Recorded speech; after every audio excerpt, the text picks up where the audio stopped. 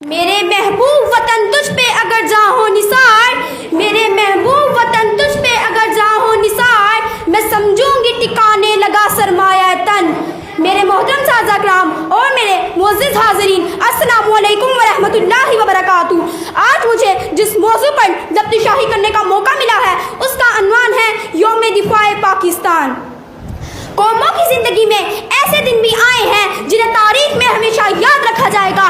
پاکستان ہمارا ملک ہے جو 14 اگست 1947 کو وجود میں آیا۔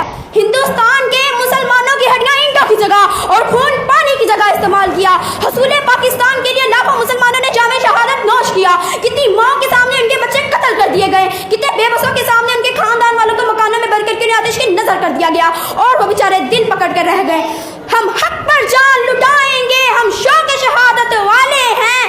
ہم حق پر جان لٹائیں گے، ہم شوق شہادت والے ہیں۔ وہ ساتھ ہمارے طرف کرے جو موت سے ڈرنے والے ہیں۔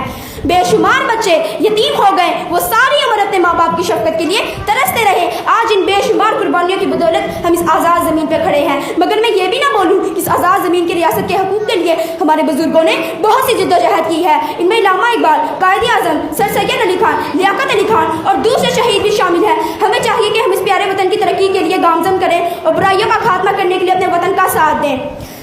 جناب صدر، جیسا کہ آپ نے سن لیا کہ پاکستان ہم نے کون سی مشکل کا دریا کو پار کر کے حاصل کیا ہے۔ آج 6 ستمبر کا دن ہے۔ ہم اسی عہد کو دہراتے ہیں کہ جو دشمن ہماری سرزمین پہ میلی آنکھ سے دیکھے گا، ہم اس کا وہی حال کریں گے جو ہم نے بھارت کا کیا تھا۔ کس کی ہمت ہے ہماری پرواز پر لائے کمی، کس کی ہمت ہے ہماری پرواز پر لائے کمی، ہم پروں سے نہیں حوصلوں سے لڑا کرتے ہیں۔ السلام علیکم۔